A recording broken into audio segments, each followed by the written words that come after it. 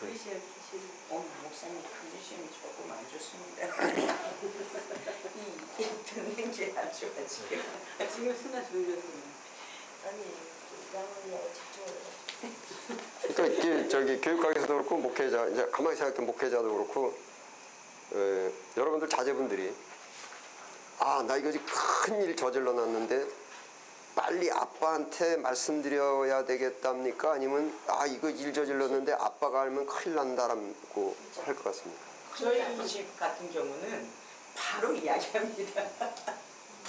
그게 이제 교회에서도 평신도들이 문제를 저지르고 뭐 이렇게 하고 크게 났을 때 목사님께 빨리 알려야 되겠단가 아니면 목사님 알면 큰일 난다 이거 빨리 덮어라. 근데 이제 전자가 맞는데 부자들을 선택하죠.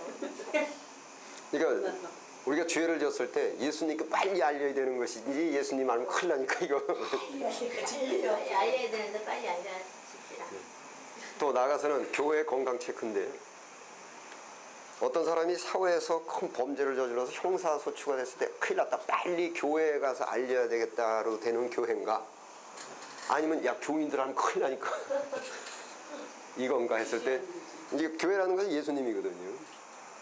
그래서 제가 이제 그쪽에서도 이제 그 강의하고 또 뭐 이렇게 체포를 할 때 그런 사건들이 있었어요. 그러니까는 그 좀 교인들이 많이 모이는 교회에 다니시던 분인데 이분이 본의 아니게 직장에서 일을 했었는데 거기가 한국 분이 운영하는데 거기가 마약에 연관이 되고 돈 세탁에 연관되고 그래가지고 다 이렇게 그래서 그분도 결국은 이제 형사소추 돼가지고서는 이제 이렇게 됐는데 그다음에 그러니까 교포 사회는 좋습니다. 신문에 금방 나죠. 이분이 교회를 못 가는 거예요. 교회에서 봉사도 하고 아버님이 장로님이시고 이런데 왜냐면 교인들이 수근수근 대고 막 이래가지고서 갈 수가 있어야지. 그래가지고 뭔데 뭐 예배도 못 드리고 그래서 뭐 체포해 와가지고 우리 학생들하고 같이 예배 드리라고 해놓고서 잘못했다 참 이게 반대가 돼야 되는데 과연 밖에니까 조금 교회론에 대해서 이제 잠깐 이렇게 말씀드리면 원래 교회는 예수님은 죄인의 친구예요. 그리고 건강한 자에게는 의원이 필요 없다 이렇게 됐거든요. 근데 이 자칫하면 교회가 아주 사회적으로 지탄받을 일이 없는 의인들만 모여요. 거기는 예수님 안 계세요. 예. 필요가 없으시죠. 예, 예수님 안 계세요. 예수님 떠나신다고. 제가 이거를 교회론이니까 이제 말씀을 드릴게요. 어차피 이 클래스하고 이제 맞으니까. 예수님은 그거를 어떻게 표현을 했냐면 의원 이렇게 얘기를 했잖아요. 의원. 그러면은 이게 교회라는 것은 결국은 종합병원으로 칠 수 있습니다. 이게 영혼을 치료하는 종합병원이죠. 그 다음에 육체를 치료하는 종합병원이 있듯이. 근데 병원 안에서 건강한 사람은 퇴원당해요. 실제 건강하지도 못해요. 근데 자기가 건강하다고 생각하는 사람이지. 예?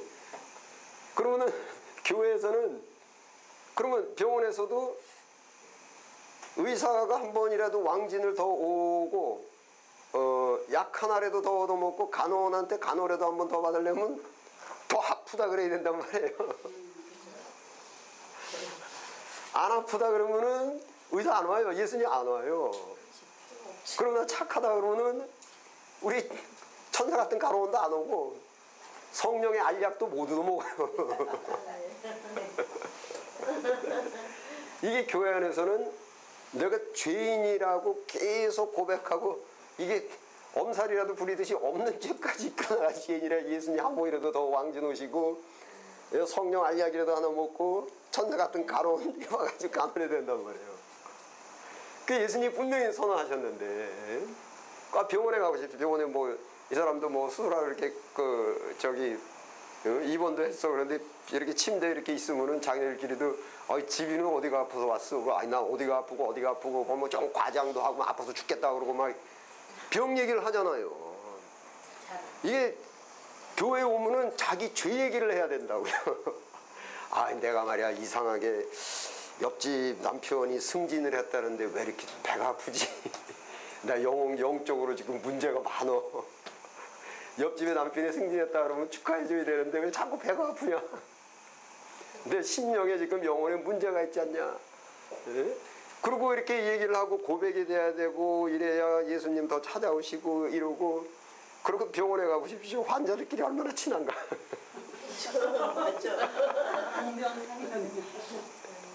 제가 이제 교회 가면은 가끔 이제 제가 이제 설교 부탁받고 뭐 이래서 가면은 그 교회에 대해서 이제 특히나 우리 그 한국 문화 교회 가면 전부 사회적으로 아주 번듯한 사람들만 있는 거예요. 그리고 오히려 사회에서 문제가 있는 사람은 못 오게만 되고. 이게 완전 이게 바뀌었어요. 이게 주의 전도가 돼버렸어요. 이게. 그런 데는 예수님 말씀대로 야 니들 다 건강하냐? 그거 건강한데요. 그럼 잘 있거나 나는 간다. 저기 환자 많은 교회 간다. 그 예수님 분명히 죄인의 친구다. 그리고 건강한 자에게는 의원이 필요 없다. 병약자에게 그래서 이 교회는 이거 죄잔치예요 이게. 그러면 그렇다고 뭐 저기 병원에 안 가는 사람들은 다 건강하냐? 아니에요. 다만 진단을 안 받을 뿐이지. 그럼 교회 안 오는 사람들은 다 의인이냐? 아니에요. 그래서 그게 이제 교회가 그 성경적 건강성을 띈 교회가 이제 이루어져야 되는데 거기는 죄인의 친구고 영혼의 종합병원이면은 종합병원 가면 뭐 고름 냄새, 피 냄새 뭐 지저분하죠. 교회 오면은 사람 죄 냄새가 그냥 풍기는 거예요. 그냥 그게 정상적인 교회란 말이에요. 이제 착한 사람들만 가는 데가 아니라.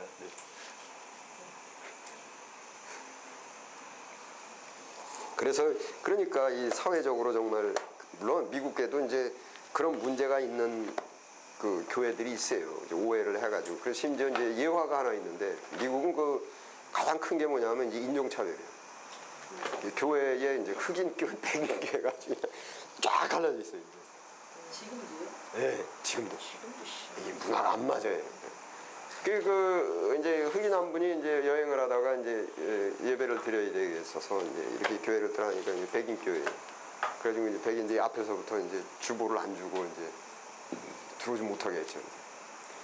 이게 이제 하나 예화인데. 그래가지고 흑인이 이제 처량하게 이제 토닥토닥 돼가지고 소파에 가서 탁 앉아있는데 그 한 분이 앉아있더래요. 그걸 보고서 아이 저기 집에도 그럼 교회에서 쫓겨나셨어? 그러니까 옆에서 나도 쫓겨났어. 이렇게 아이 뭐 그러냐. 가만히 보니까 예수님이시래. 예수님이 맞죠. 예수님이 교회에서 쫓겨났어요. 사슴이 못 들어갔다. 맞아. 미국에도 그런 예화가 있습니다. 그래서 그 이제 예수님이 계신 교회 그거는 정말 죄인들 병자들이 그 몰려 있는 교회가 예수님이 뭐 계속 얘기해서 막 아주 그러니까 제가 이 성경 읽을 때 예수님께서 의원이라는 이거 하셨어요. 그러니까 예수님이 설교 그러니까 이 레토릭이 수사하기 무지하게 발달하신 분이라고. 그러니까 본받아야 될 인간들로 하여금 내가 죄인의 친구 뭐 이런 것들을 아주 쉽게 풀어서 말씀하신 게 병원으로 말씀하셨단 말이에요. 그러니 얼마나 이해하기가 쉬워요 이게. 예수님과의 우리 인간과의 죄인과의 관계를 이렇게 할 때 병원 얘기를 하고 그 목사님들은 그걸 잡아내셔가지고 이제 교회 그게 이제 선포가 이제 돼야 되고 그러니까는 병원에서도 가장 의사들이 많이 몰려 있고 간호원들이 많이 몰려 있고 막 그냥 이런 뭐 이게 몰려 있는 게 중환자란 말이에요. 응급실 있잖아 이제 응급실. 그 중환자가 뭐냐면 지금 죄가 너무너무 많은 사람이 그 로마서에 뭐라고 했습니까? 범죄가 넘친 곳에 은혜가 넘쳤다. 그래서 제가 이제 그거 이제 부흥회나 뭐 하는 거 설교하고 여기는 죄가 아주 넘치는 교회가 되시길 바랍니다. 그래야 그냥 예수님 와가지고 비상대기하고 계시고 온 청군 간호원 청군 천사들은 다 몰려 있고 성령의 약품들이 전부 쫙 되어 있고 그래서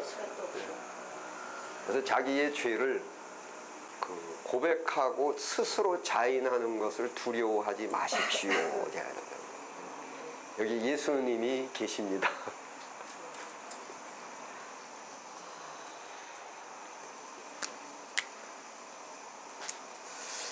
그 이제 그 문제도 이제 자꾸 그 이제 죄인과 죄를 구분하지 않고 했을 때에 그러한 문화가 이제 조금씩 만들어집니다. 자꾸 죄인은 안 된다. 그런 게 죄가 문제가 있지 사람은 괜찮다. 이제 그렇게 돼가지고 거기 그런 기본 개념서부터 쫙 이렇게 그 문화가 이렇게 만들어져 있는데. 자, 그래서 이제 쭉 논리성을 말씀드리고 있는데, 이제 쭉 예수님도 그렇고 계속해서 이제 논리가 세워져서 깨달음이 와야 되고, 그 다음에 깨달음이 왔을 때에 자발성이 생기죠. 그래서 뭐든지 이제 자발적으로 하게끔 해야 되는데 강제적이 있고 이제 자발적이 있는데 이제 강제적이 아니고 이제 자발적으로 하나님께서도 이제 성령을 주셔가지고 성령의 인도하심에 따라 자발적으로 하게 하시는 거죠. 그 교육학에서 이제 시행착오설이라는 것이 있는데 여기 아버지가 있고 탕자가 있지 않습니까? 근데 탕자가 집 나가겠다 했는데 그거를 용납하신다고요. 그럼 아버지가 과연 못 나가게 할 수가 있느냐? 못 나가게 하실 수 있다는 얘기죠. 근데 그러니까 선악과를 중앙동산에 선악과를 안 만들어 놨으면 죄도 없었을 거 아니에요. 근데 만든다고요. 그리고 뱀 누가 만들었어요? 여호와께서 지금 뱀이 가장 강교하더라 해가지고 이게 뭐냐면은 탕자가 나가고 또 선악과를 먹게 하신 것이 나가가지고 거기서 그러면 나갔다가 다시 들어올 때 들어오는 것이 뭡니까? 자발적이죠. 자발적은 결국은 어떻게 되냐면 깨달았다라는 것이거든요. 깨달았다라는 것입니다. 그래서 자발적으로 해가지고 들어오죠. 그래서 하나님의 모든 그 이제 인도하심이 그래서 이제 목회자로서도 교인들한테 이게 그 자발성을 불러일으키려면은 논리적으로 해가지고 깨달음이 있을 때 자발적으로 해지는 것입니다. 강압적이 아니라. 그래서 이게 전체가 다 아이들도 그렇고 다 깨달음 속에 자발적으로. 근데 이게 거기 이 자발성 깨닫고 자발성으로 하려면 여기 아버지가 이걸 내보내고 다시 들어오고 이럴 때까지 지금 하신 게 뭐냐면 많은 기다림이죠. 그걸 인내라고 얘기를 한다고요. 그래서 어떤 데 목회자가 갖고 있는 큰 덕목 중에 반드시 필요한 것 중에 하나가 인내입니다. 기다림. 이게 근데 인내와 기다림이 없으면 그 급하면은 급한 사람은 굉장히 힘이 들어요.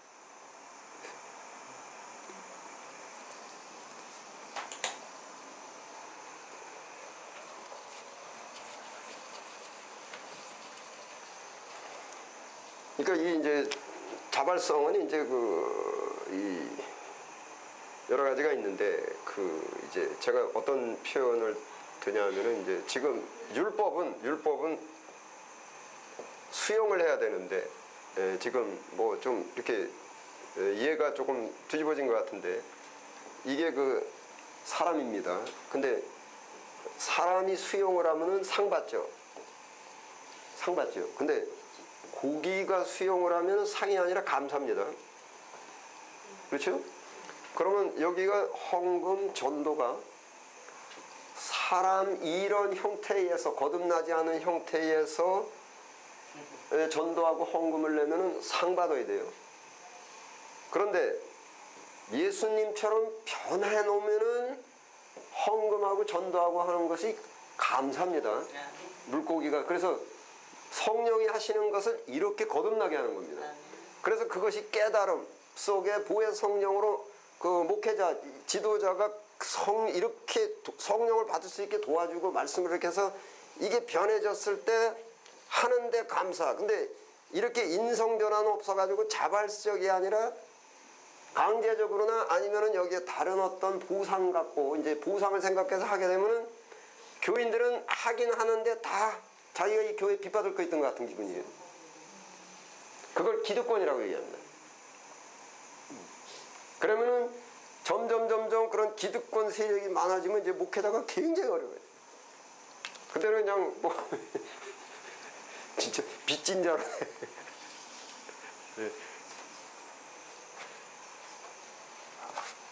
그래서 이 자발성이라는 것이 굉장히 중요하고, 자발성이 있으려면은 깨달음이 있어야 된다. 이게 이제 실천 신학에서 이제 그 지도자에 관련된 것이 이제 또 뭐가 있냐면, 지도자가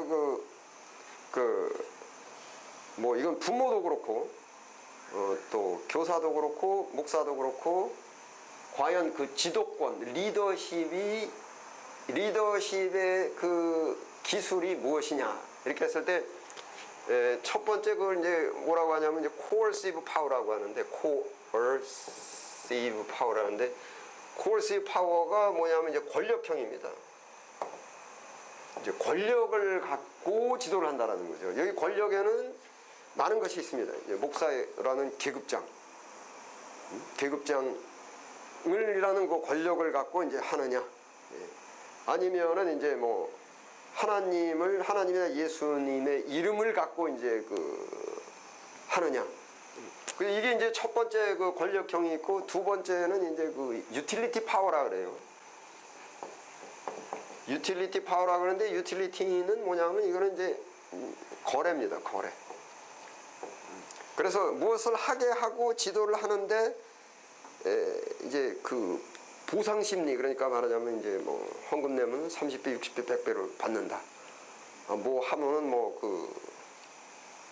이렇게 된다 그래. 전부 보상 심리를 이제 유발시키는 거죠. 이거는 이제 잘못하면 이제 하나님을 빚쟁이로 만들고, 이제 교인들이 보상 심리에 가득 차 있으면은 그 문제가 됩니다. 그리고 이제 또 하나는 이제 부모님들이, 교사론에서도 이제 부모님들이 이제 많이 하는 게 동정심 유발. 나는 너를 위해서 내 일생을 다 바쳤다. 나는 너 때문에 이렇게 살았다. 그래가지고 동정심을 이제 유발시키는 거, 그것도 해서는 안 되고, 이렇게 청년부제고 목회할 때 이제 아이들 이렇게, 저도 청년 목회를 이제 꽤 했어요. 그러면 이제 미국에 있는 청년들은 이제 일찍 온 사람 청년들은 한국말이 서툴러요. 해도 일상에 쓰는 한국말만 하지 조금 깊이 있는 심리적이고 이런 건 못해요.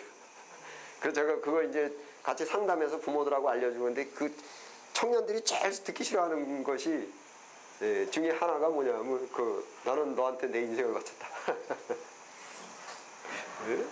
그게 이제 제일 듣기 싫어하고, 그리고 두 번째는 이제 부모들이 좀 비겁한 건데 그게 뭐냐면은, 아니 꼼프는 이거고, 자기가 그냥 자기 인생을 실패한 건데 그거를 실패했다고 생각하지 않고, 넌 너 때문에 내 모든 인생의 목표와 비전을 다 버리고 너한테로 빠졌다라는 게, 근데 사실은 아니에요. 따지고 돌아보면 자기가 삶의 의미가 없어요. 의미 있는 삶을 살질 않았는데 그걸 스스로 자인하기도 싫고 그래가지고 전부 너를 위해서 다 버렸다는 거죠. 이게 아이들이 듣기 싫어. 그래서 굉장히 그게 아이들은 부담으로 다가오고, 이제 이제 부모들한테 얘기 안 하는데 뭘 하냐면, 그러니까 쉽게 얘기하면 내 인생 지고 가기도 어려운데 온 인생까지 책임을 져야 되고, 누가 그렇게 하랬나. 그러니까 아이들이 원하는 것은 뭐냐면요, 청년들이 원하는 것은 딱 부모로서 해줄 것만 해주고, 그 다음에는 우리들에게 짐이 되지 말아 주십시오. 그런데 과다하게 해주고 짐이 되니까. 그래서 그게 이제 지금 그런 동정심 유발이라든지, 또 뭐 부모들이 자기가 어떤 의미 있는 인생을 살지 못한 이유를 갖다가 너한테 다 바쳤다, 이런 것이 제일 듣기 싫어한다는 거예요. 듣기 싫어해요, 아이들이. 그래서 그게 이제 이 권력형이라든지 무슨 거래형이라든지 이래서는 안 되고, 이것이 이제 이게 세 번째가 뭐냐면 이제 존경이라고 얘기합니다. 일반 실천 신학에서는, 교사론에서 이제 존경이라고 말하는데, 그러니까 자식도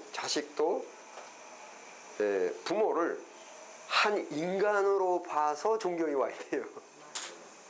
그러니까 아버지 어머니라는 계급장이 아니고, 또 또 어머니가 나 때문에 고생 많이 하셨다는 동정심도 아니고.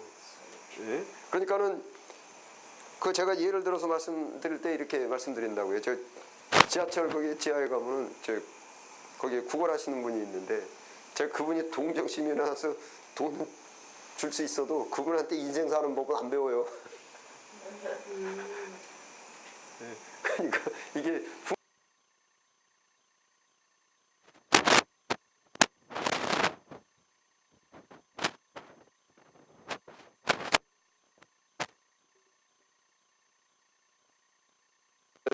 존경을 받으라. 예. 가르치기 전에 이렇게 존경을 받으라. 그러니까 내가 존경하는 사람 말을 듣는단 말이에요. 그 이제 성경으로 들어가서 구약에서 최고의 지도자 그러면 왜 모세 얘기하잖아요. 그다음에 신약에서 이제 뭐 완벽한 지도자 예수님이시잖아요.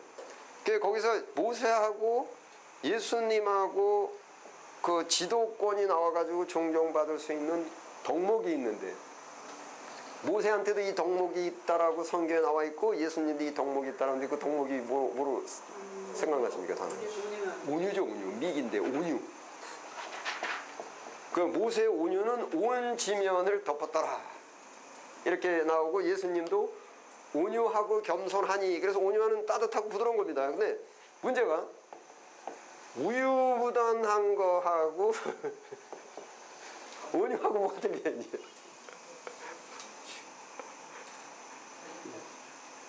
우유부단한 거하고 온유하고 이게 뭐가 틀려?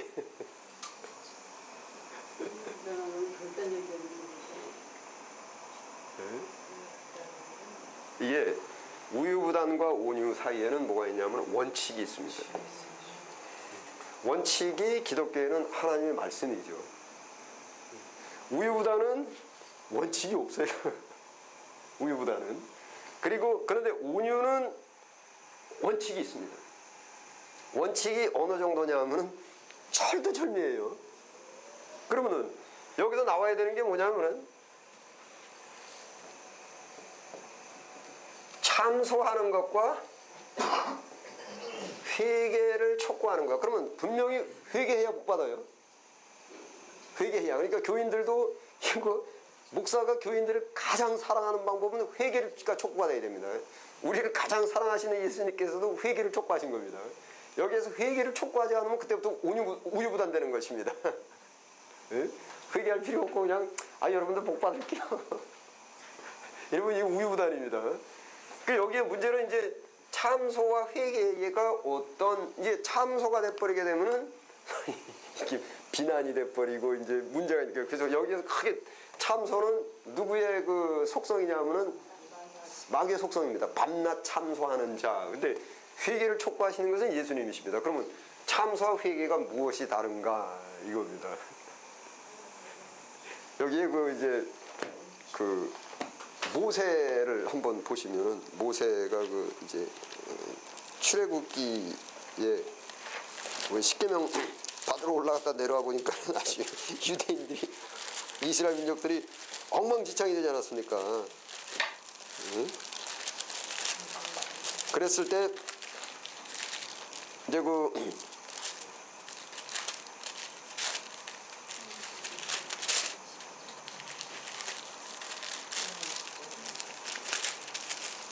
그게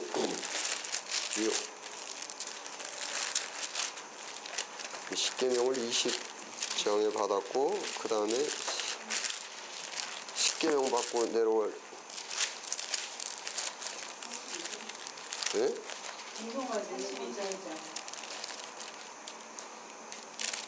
예, 그 32장 예.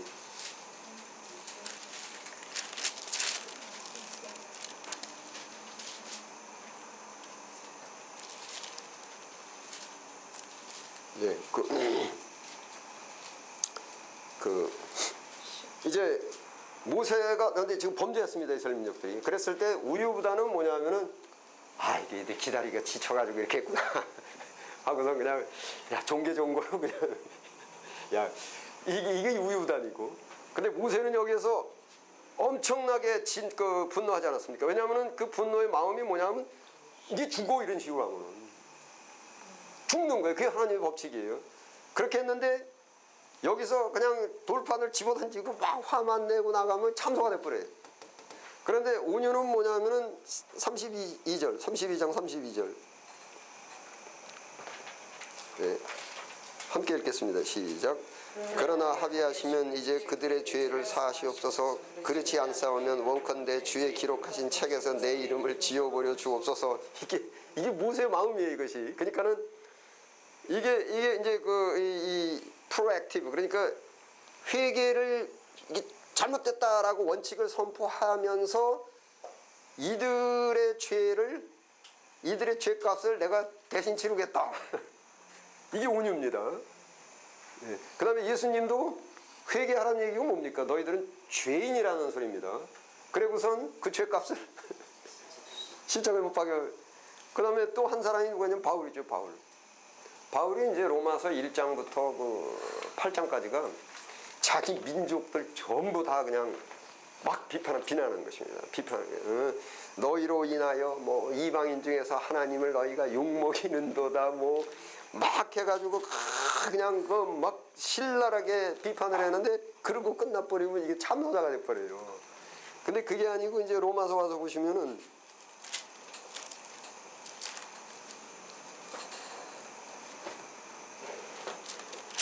로마서 9장에 3절을 보시면 9장 3절 함께 읽겠습니다. 시작. 나의 형제 곧 골육의 친척을 위하여 내 자신이 저주를 받아 그리스도에게서 끊쳐질지라도 원하는 바라. 우리 내 골육 형제들이 좀 회개하고 구원을 다시 받게끔 내가 그 그리스도, 그러니까는 이 바울이 정말 자기가 구원 때문에 그 모든 것을 배설물처럼 여기고 그랬는데 이게 구원에서 끊쳐질지라도 원하는 바가 민족, 이게 이제 이걸 온유라고 말해요. 그리고 이걸 이제 사랑이라고 말합니다. 그러니까는 이게 일반적으로 뭐 온유 뭐 이런 것들 다 사랑 그러는데 사랑은 진리와 함께 기뻐하고 불의를 행치 아니하며, 그래서 분명한 원칙이 있어가지고 교인들한테도 회개 안 하면은 복 못 받기 때문에 회개를 원칙에 의해서 잘못됐다, 이거 잘못됐습니다 하고 정죄식으로 가는데 그걸로 끝나면 참소가 돼버리고, 그러니까 자꾸 정죄하면 안 된다, 이거를 혼돈을 해가지고 원칙을 잃어버리면 절대 안 됩니다. 그래서 거기서 분명히 캐리고와 말씀 선포가 돼서 회개하라 하는데, 아버지 죄값을 저희들에게 돌려주고 내가 대신,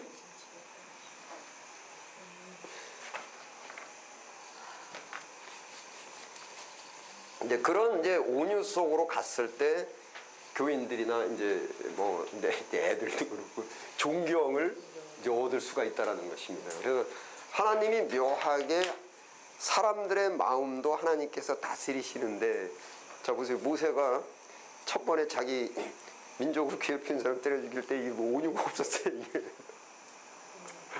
온유가 없었어요. 그냥 때려 죽였는데 이스라엘 민족들이 안 따라.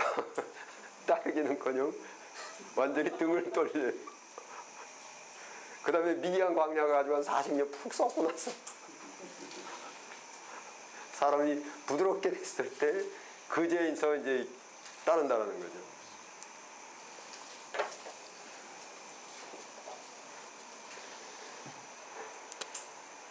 그런 이제 온유의 상태로 됐을 때, 이제 존경의 상태가 됐을 때에 어떠한 권위도 아니고 보상 심리를 이렇게 거래도 아니고 하나님과 거래시키는 것도 아니고 자발적으로 따르게끔 된다라는 것이죠. 그러니까는 이게 그렇습니다. 이게 40대 때 만약에 이스라엘 민족들이 모세를 따르게끔 했다면은 아마 모세가 광야에서 다 때려 죽였을 거예요.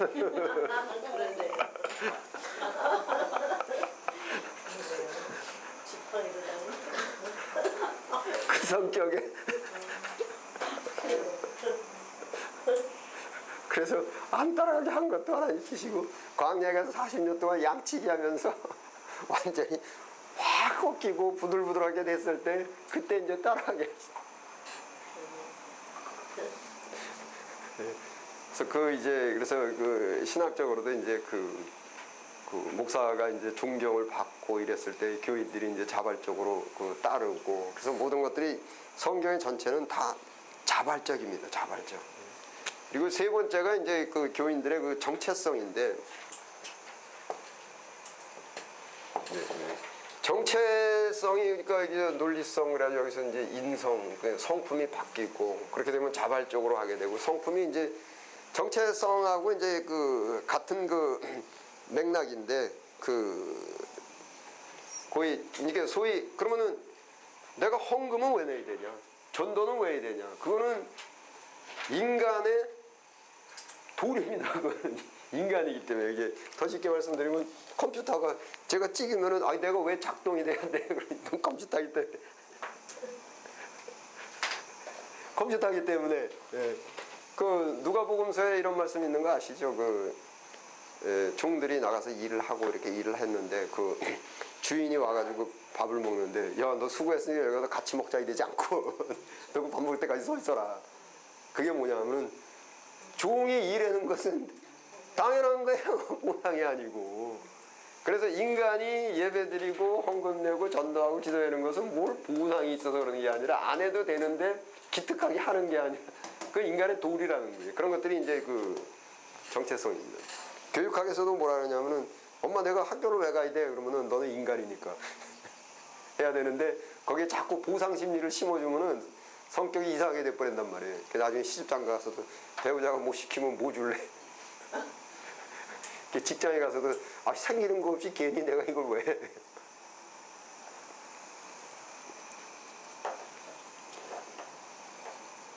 그 다음에 이제 창의력 이렇게 해가지고 이걸 논리성에 의해서 깨달음이 왔을 때 이제 창의력이 생기게 되고 이제 적응이죠. 그러니까 탄력성 하게 되면 탄력성은 뭐냐면은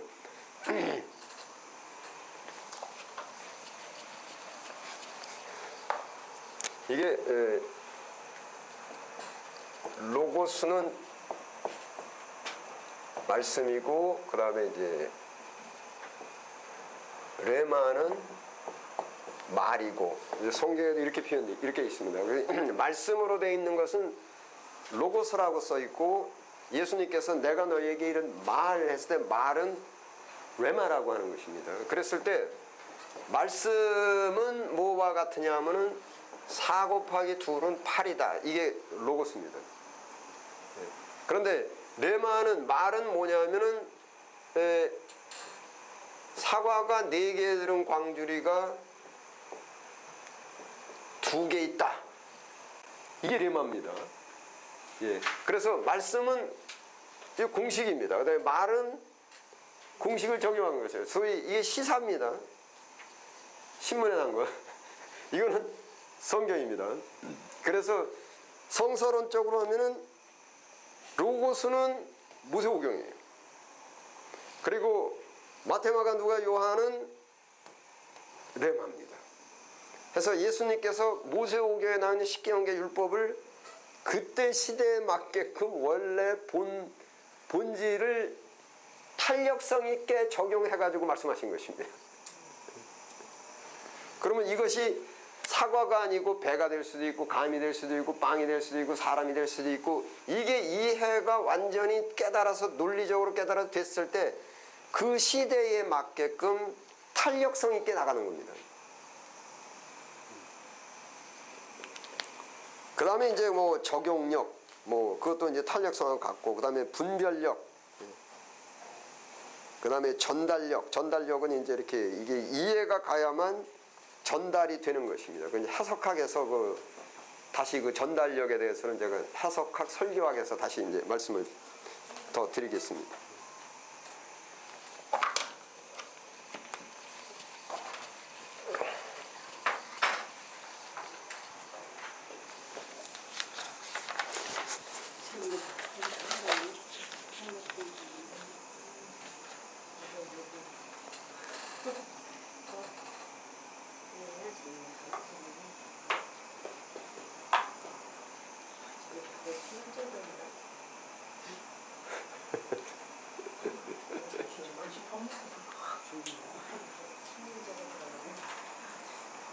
조물로 가자.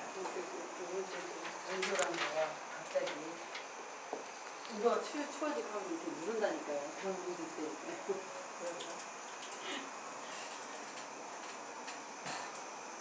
밥 먹고 나면 졸린 게 인지상정이네. 심하네.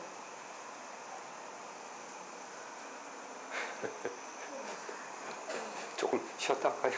쉬었다.